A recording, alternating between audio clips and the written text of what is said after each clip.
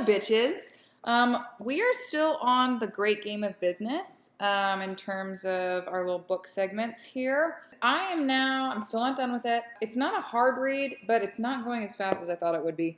I'm on page 183 now in the Great Huddle section, which is cool. But I'm gonna jump back to a couple pages in the Coming Up with the Game Plan section. The book Jack Stack talks about how they have actually like a 6-month planning process. Their annual plan doesn't happen in a 3-day meeting at the end of the year / beginning of a new year like ours does right now.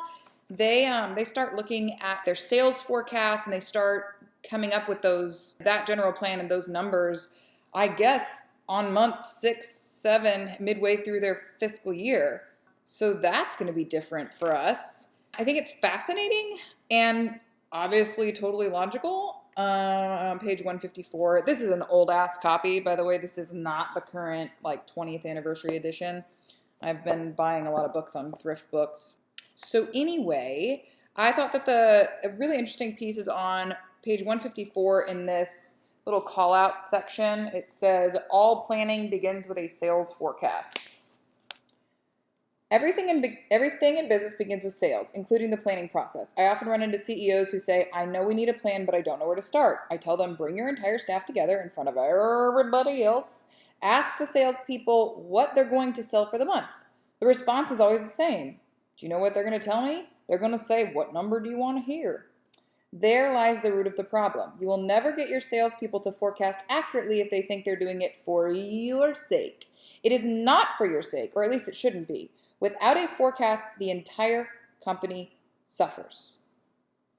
I'm going to jump forward. The sales forecast, yes, the forecast is a commitment, a big one, and it takes some courage for the salespeople to make it. But without it, none of the other commitments are possible. Insist on sales forecasts and make sure they are stable forecasts. You will never come up with a reliable plan if the forecast is constantly changing. And then this little key point in bold here says, if you don't stabilize a sales forecast, you cannot control your company. If you control a forecast, you control the world. I did not like this section one bit. However, I did set up a meeting with one of my brilliant mentors to walk me through sales forecasting tomorrow morning. That's it for today. I want to hear from anyone that has a stable sales forecast. I want to learn all the things. I want to learn about anybody that is using the great game of business in their company. So that's it for now. See you next time.